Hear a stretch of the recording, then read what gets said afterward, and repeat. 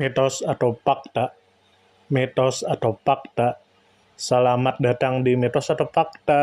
Silakan komen. Bismillahirrahmanirrahim. Allahumma sholli ala Sayyidina Muhammad. Bertemu lagi dengan kita semua. Mohon maaf jika ada salah. Kami akan menemani waktu Anda beberapa waktu ke depan. Kita sebagai orang beriman harus mempercayai bahwa Sang Pencipta itu ada. Kita mempercayai bahwa tidak ada Tuhan selain Allah, dan kita harus meyakini bahwasanya Nabi Muhammad adalah hamba Sang Pencipta dan utusan Sang Pencipta. Setelah kita meyakini syahadat, lalu kita buktikan dengan mengerjakan sholat 5 waktu, lalu kita juga berpuasa, bayar zakat bagi yang mampu, dan naik haji bagi yang mampu. Semoga kita semua bisa naik haji, amin. Kita mempercayai adanya Sang Pencipta dan kita aplikasikan dengan melaksanakan apa yang Sang Pencipta suruh atau perintah kepada kita, dan kita menjauhi segala larangan Sang Pencipta. Seperti kita dilarang untuk mengadu domba, kita dilarang untuk iri dengki, kita dilarang untuk mencaci maki, kita dilarang untuk merendahkan orang lain, kita dilarang untuk berbohong, kita dilarang untuk berkhianat, kita dilarang untuk mencuri, kita dilarang untuk membunuh, dan lain-lain masih banyak. Kita bertakwa kepada Sang Pencipta. Kita yakini dengan hati yang penuh keyakinan, dan pandanglah dengan mata kepala kita dengan pandang yang bahwasanya tiada yang ada di dalam alam ini pada yang sebenarnya hanya Sang Pencipta. Artinya yang ada hanya Sang Pencipta. Maka binasa zat sekalian makhluk di bawah zat Sang Pencipta, dan adanya yang lain daripada Sang Pencipta di alam ini hanyalah seperti bayang-bayang hati dan sangka-sangkaan, atau seperti mimpi. Sebagaimana ada dalil yang mengatakan, yang artinya segala manusia itu tidur, maka apabila mati barulah terbangun atau jaga. Maka yang dimaksud mati antara lain ialah mati maknawi, yakni dirinya fana di bawah baka Sang Pencipta. Inilah yang diisyaratkan Nabi Muhammad, yang artinya matikan olehmu akan diri kamu sebelum kamu mati. Dan firman Sang Pencipta di dalam surah Ar-Rahman ayat 26, yang artinya semua yang ada di alam ini akan binasa.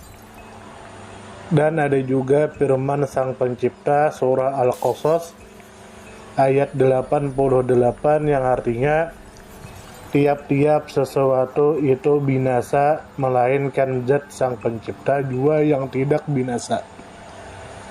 Maka kesimpulannya tiada yang ada kecuali hanya Sang Pencipta, dan adanya alam semesta ini hanya kenyataan bahwasanya ada Sang Pencipta.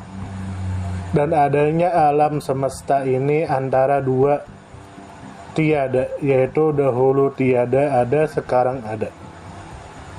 Dan nanti akan datang tiada. Maka yang demikian itu tiada ada jua namanya, karena adanya adalah diadakan Sang Pencipta. Adapun adanya Sang Pencipta meliputi adanya alam ini, sebagaimana firman Sang Pencipta Surah An-Nisa ayat 126 yang artinya, bermula Sang Pencipta itu meliputi bagi tiap-tiap sesuatu, dan zat Sang Pencipta bukan tubuh atau badan, dan bukan sesuatu yang sangat kecil, dan bukan yang mengambil tempat, dan bukan sesuatu yang dapat dilihat, dan bukan sesuatu yang sama dengan makhluk, dan bukan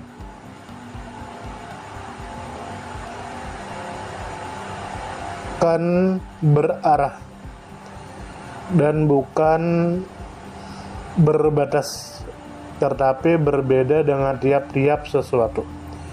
Seperti firman Sang Pencipta ayat Asy-Syura ayat 11 yang artinya, tiada seumpama Sang Pencipta sesuatu jua pun, dan ia amat mendengar lagi amat melihat.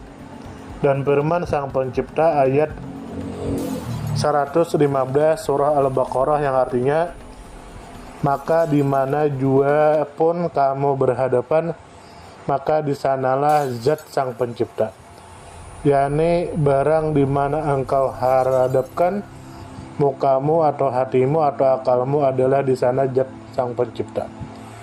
Sebagaimana firman Sang Pencipta surah Al-Hadid ayat 4 yang artinya, dan Dia Sang Pencipta beserta kamu dimanapun kamu berada.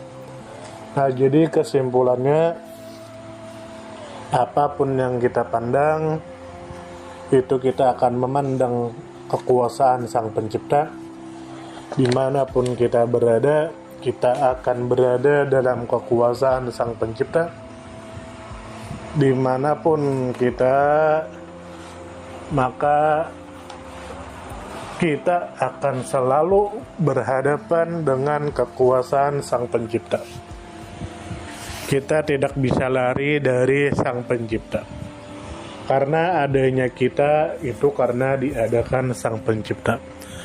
Karena itulah tidaklah jin dan manusia diciptakan kecuali untuk menyembah Sang Pencipta.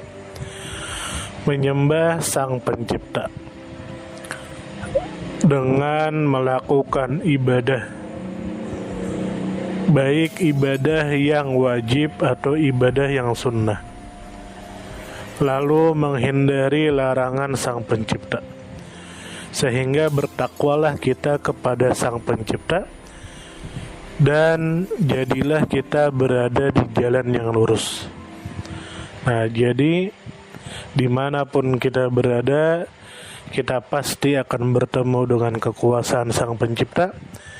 Dikarenakan kita pasti bertemu kekuasaan Sang Pencipta, maka tidak ada alasan bagi kita untuk melakukan maksiat kepada Sang Pencipta, karena kita tidak bisa lari dari Sang Pencipta, dan kita tidak bisa menyembunyikan dosa kita kepada Sang Pencipta.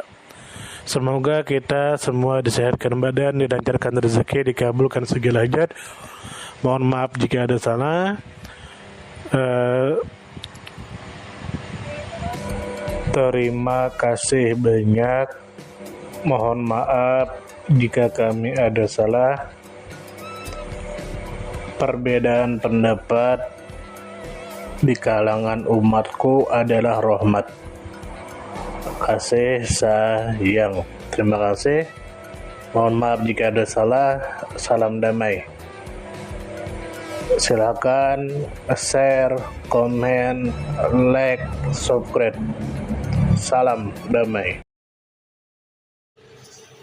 Mitos atau fakta? Mitos atau fakta? Terima kasih sudah mampir di Mitos atau Fakta. Silakan komen, share, like, subscribe, bertemanlah dengan kami. Semoga kita semua disehatkan badan, dilancarkan rezeki, dikabulkan segala hajat. Semoga kita baik-baik saja, semoga kita sukses selalu, salam damai.